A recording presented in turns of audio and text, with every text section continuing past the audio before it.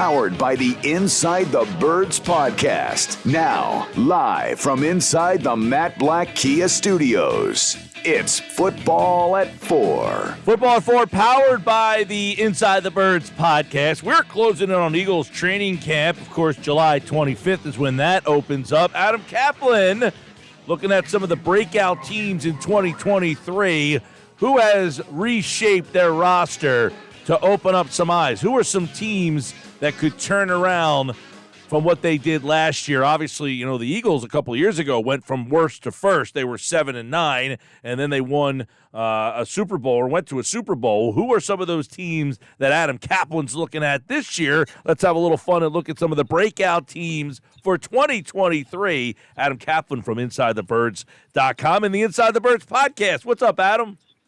Yeah, Mike, good to be with you. Yeah, so we're going to look at, as we like to do this time of year, Mike, when I was at ESPN on the NFL Insider Show, we do the same thing. We would start looking around the league because it gives you a chance, because you have more time, because teams were done OTAs last week. You can take a broader look at potentially some of the breakout teams, which we're going to talk about in a minute. And by the way, our show that dropped yesterday on all platforms, Pod and YouTube, we take a look at, we go inside the Eagles' contracts. Last year we did one show. There's so many issues with some of these contracts, it's going to be 3 shows. So the second show of this series of 3 will drop Thursday morning, and the final one will drop on Monday. And then we're going to make an announcement. We got something really cool coming for some off-season content in about a week and a half or 2 weeks. Well, let's take a look at some of your breakout teams for this season, some teams that maybe teams aren't thinking about when you look at who might be a surprise this year. So let's start off with a couple teams that you like maybe on the AFC side of things. All right, so I've got 3 breakout teams this season. Now, this team, this team that I'm going to talk about, they didn't make the playoffs. They traded for a quarterback who was suspended for a majority of the season. We're talking about the Cleveland Browns and Deshaun Watson. He now has a full offseason. They've had a good offseason. They had Jim Schwartz. People could say what they want about Jim Schwartz. We, on Inside the Birds, took our shots when it was appropriate, but he's a good, solid, sound defensive coordinator. He's now their defensive coordinator. He takes over for a guy that Kevin Stefanski brought in, Joe Woods, who was fired. But Schwartz this is a really good hire. They also brought in Ray Ventrone. You might remember him, who played at Villanova. He is their special teams coach, so these are key additions. But as far as players, love the addition of Elijah Moore, Mike, coming over from the trade with the Jets. He, to me, is a breakout player candidate. He was terrific as a rookie. Last season, he dropped off because the quarterback play was horrendous. They added Cedric Tillman III in the draft. You might remember his dad, who played for the Broncos a couple decades ago with John Elway, who was also a receiver out of Tennessee. Defensively, I like what they did because they needed to add defensive help. On the run defense was bad last season. They had Dalvin Tomlinson, formerly of the Vikings. He's a good run defender. 4 years, $57 million. They also went to the Vikings to trade for a player, Zadarius Smith, who won it out. He's a good pass rusher. And they brought in Juan Thornhill, who's a Super Bowl winner with the Chiefs. He comes in and replaces John Johnson, who was cut. And they also are not going to bring back Kareem Hunt, but that's not a big loss. So overall, Mike, and if you look at the odds, we'll also talk about the odds here. There's no way they're winning that division. They're plus 375 to win the AFC North. It's a fair value. You would think it would actually be higher. But here's where Vegas kind of agrees with me that they're going to be a breakout team. Even their over-under numbers is a little higher than I thought. At 8.5 wins, over is minus 160. So they clearly believe, the odds makers, Mike, that they're going to be over that. And the under is plus 120. The over-under for 7.5 wins is minus 225 and plus 195. So clearly the Vegas odds makers thinks the Browns are going to have 9 or 10 wins. And guess what? So do I. They're going to push for a wild card spot in the AFC. Yeah, that's an intriguing team. And a lot of it, obviously, we know has to do with the quarterback and what level of quarterback. Are we hearing anything about where he is in terms of the difference between Deshaun Watson this year to last year? Well, much better.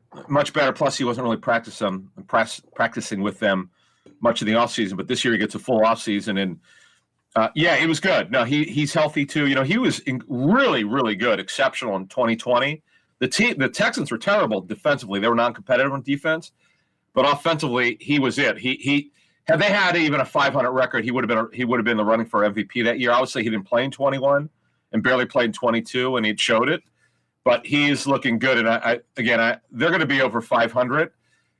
It's 9 wins I think is realistic for that football team. That's an interesting team. What Watson will you get? If you get the guy that was in Houston, they got some interesting weapons around that Cleveland team. Remember, the Eagles will practice with them for 2 days and play them in the preseason. So Cleveland is one of your breakout teams. How about a team out west that a lot of people liked last year? All right, so I got this one wrong last year on my over. I won 5-3 my over/under predictions, but this one I was really bad on. I just thought that Russell Wilson would bounce back. It didn't happen. They had some problems with their offensive line at receiver, but he was horrendous. Mike, I am banking on Sean Payton getting Russell Wilson on track. I'm not saying he's going to be MVP, but I'm expecting them to be way better than 5-12 last season under Nate Hackett was fired, as you know, before his first season was over. How about that? So that was an absolute disaster. Now, if you look what they've added, Sean Payton is a major add, one of the top head coaches in the league. Vance Joseph will run their defense. They're going to run the Fangio scheme, I believe. Samaje Perine will come in as the backup. A lot of money, 2 years and $7.5 million for Javonte Williams will back him up. Mike McGlinchey went to Penn Charter. I met Mike some years ago at Niners camp. He'll be the right tackle. Ben Powers will be their one of their guards. He comes over from Baltimore. Marvin Mims, I love, who's a second-round pick out of Oklahoma. He won't play a lot because they're deep at receiver now that they're healthy. Defensively, a guy that we reported that the Eagles had a lot of interest in. Well, they really liked him, but once they heard how much he wanted, they never made him an offer. But they did like Zach Allen, who comes over from the Cardinals, 3 years and $45.75 million, who's really underrated. Frank Clark just signed last week, Mike, 1 year at $5.45 million. For those of you who follow college football, Mike, Riley Moss is a third-round corner out of Iowa, who some teams, I'm told, had a second-round grade. They got him in the third round. I like him. Now, who do they lose? Now, some of these are impactful. They lost Draymond Jones, who signed a monster deal, best free agent deal at the end this year with Seattle. They traded away Bradley Chubb, who suffers with some knee problems in his career. And they cut Ronald Darby, who at 30 just has too many injuries. But I'm thinking, Mike, these odds are pretty favorable. To win the AFC West, they're not going to win at the Chiefs. Well, they're plus 500. But the over-under is very reasonable. The over, Mike, is plus 100 for 9 wins. So I think that's where they're going to finish, 9-8. I kind of like that over-under. Yeah, they're an interesting team because of Peyton, I think, right? I mean, obviously Russell Wilson, but the Peyton hire changes the dynamic for them, and I think we'll get to see how impactful a head coach could be to an organization because they were extremely disappointing last year. Yeah, they were. They were just shockingly bad. I mean, 5-12, and their defense was not bad. It's just the offense was so pitiful because Wilson was so bad, and Javonte Williams tore his ACL. He had multi-ligament injury, and they couldn't run it. They didn't pass it well, but yeah, I expect them to bounce back. Now that expecting 4 more wins is a little bit forward-thinking, but being a 9-8 team is not out of the question. I think that's where they're going to end. Adam Caplan, football at 4. How about a team on the NFC side that might be a breakout team this year? Yeah, Mike, this is the team that I think has become the NFL's darlings. It's the Detroit Lions. I liked them last year. They were better than we expected. You remember how they played against the Eagles in Week 1? They're plus 140 to win the NFC North. Their odds were much higher. They were in the plus 300 range a couple months ago, but they've had this draft, and you need to get on them while they're plus if you like them to win that division, the NFC North. And they clearly, the odds makers are agreeing with me here. The over/under 8.5 wins. The over is minus 225. So clearly they think that they're going to be getting 9 or 10 wins, which I totally agree with. Under plus 165. Remember, the Vikings were a fluke, 13-4. Set an NFL record in most fourth quarter wins. That's not going to happen. The roster isn't good enough. So what did Detroit do to make me feel good about them? They upgraded with David Montgomery at running back. He's going to grind out carries, 3 years at $18 million. Jahmyr Gibbs will be the changeup at running back. He's explosive. They'll line him up in the slot. Then Sam Laporta will play tight end, a second rounder of Iowa. I like what they did on defense. Jack Campbell, who started inside linebacker in the first round. Cam Sutton, where they were bad at corner last year, really bad. He comes over from Pittsburgh, 3 years, $33 million. Emmanuel Mosley, for years, Mike, was the Niners' best corner, but he tore an ACL, so he got a 1 year, $5 million deal. But C.J. Gardner-Johnson coming in, 1 year, $6.5 million, and Brian Branch, who's a second-round pick out of Alabama. I love Brian Branch, so they've really upgraded him defense. He lost Jamal Williams. I know he had 17 touchdowns, but he's not explosive. And they didn't even want Jeff Okudah, and they traded him, a former first-round pick, 3rd overall in 2020. So this team, Mike, they're fun. I really like this football team. A bunch of ex-Eagles people there. Dave Phipps, their special teams coach.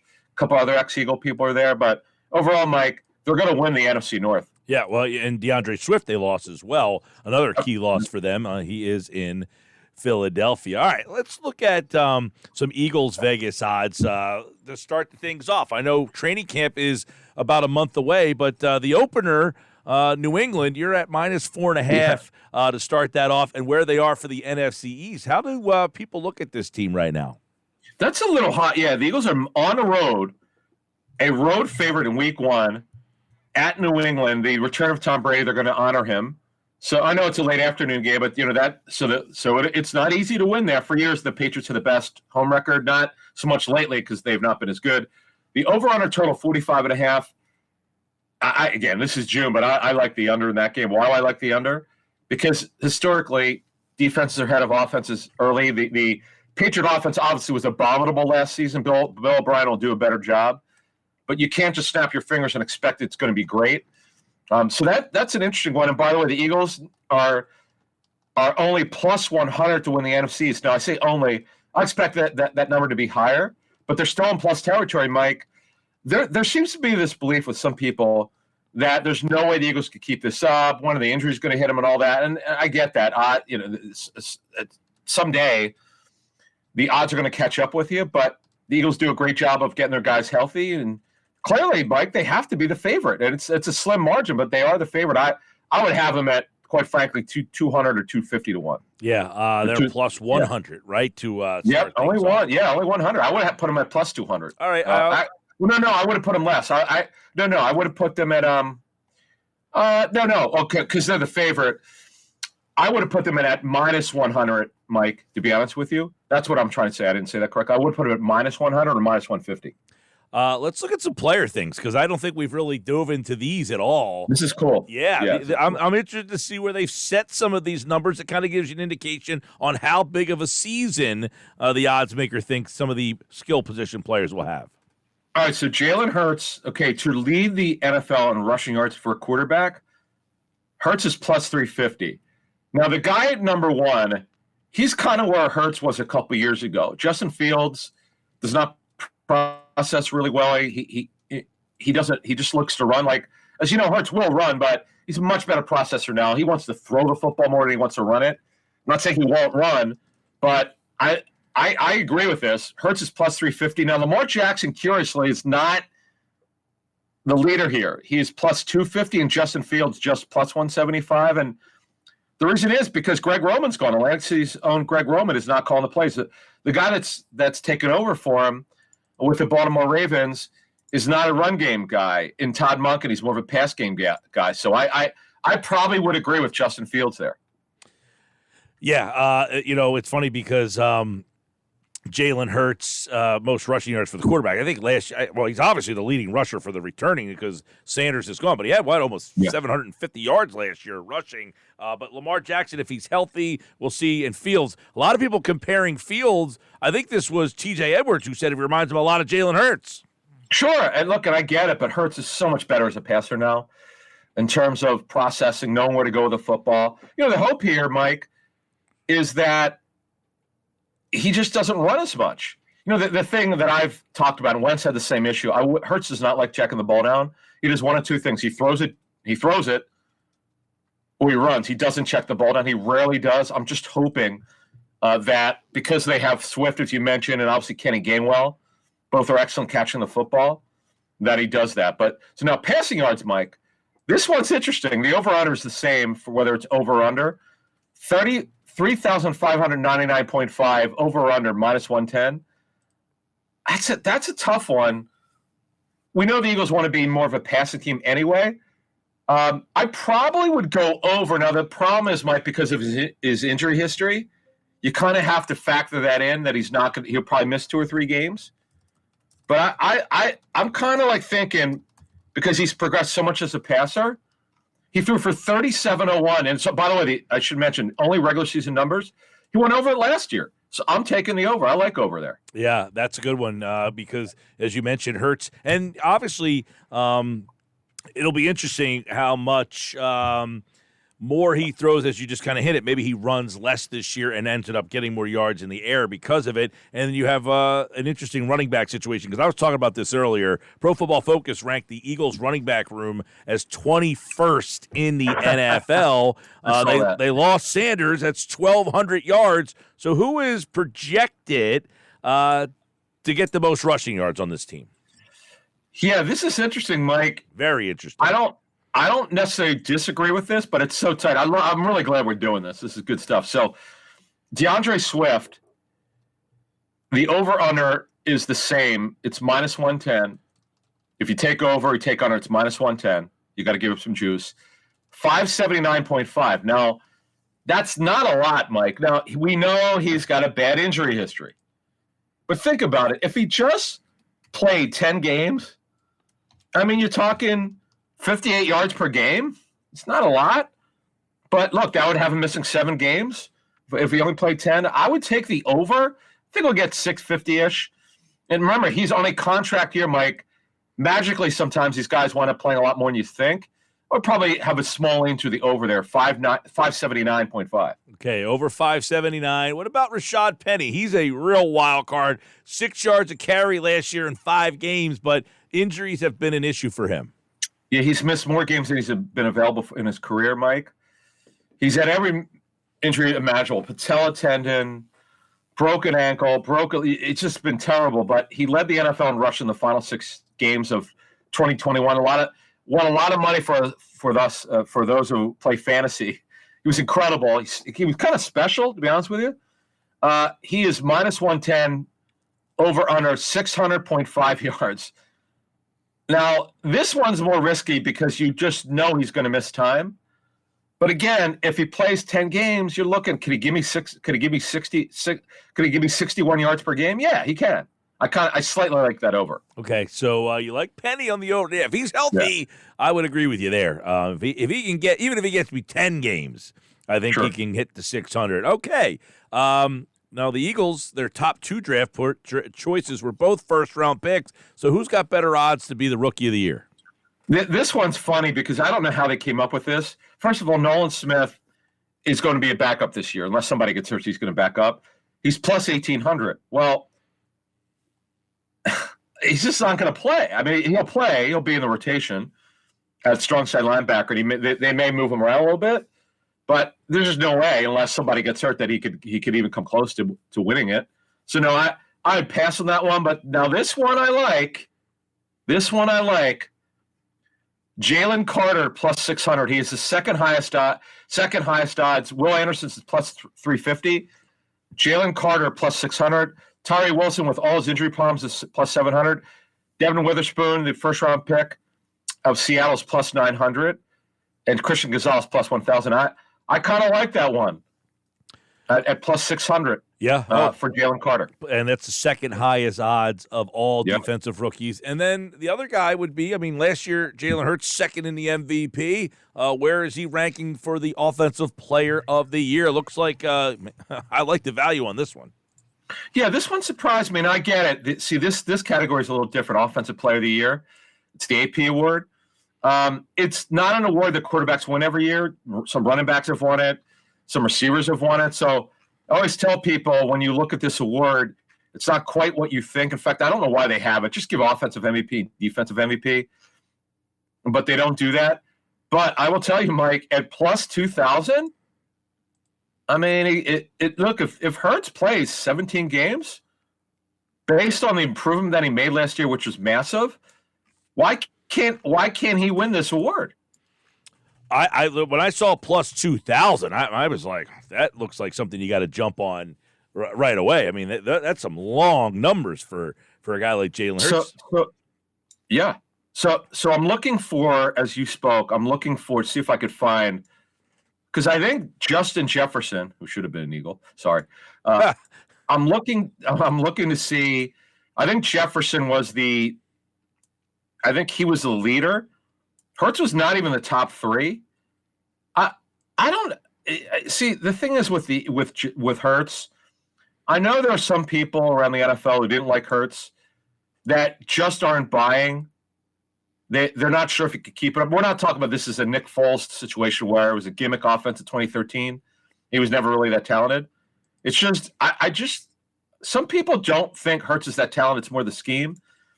I just think people need to get a hold of themselves and say, hey, listen, this guy was really good. The tape showed that. He's got really good coaching. He's a super aggressive thrower. Mike, he processes so well now. The Eagles don't hold back like they did with him last in 21.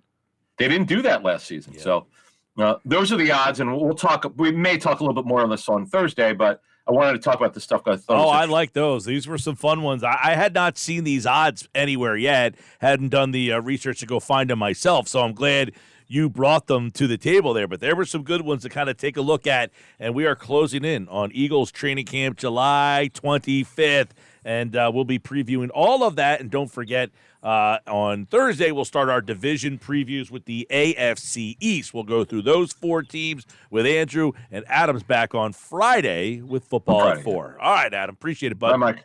Thank you. All right, Adam Caplan from InsideTheBirds.com and the Inside the Birds podcast.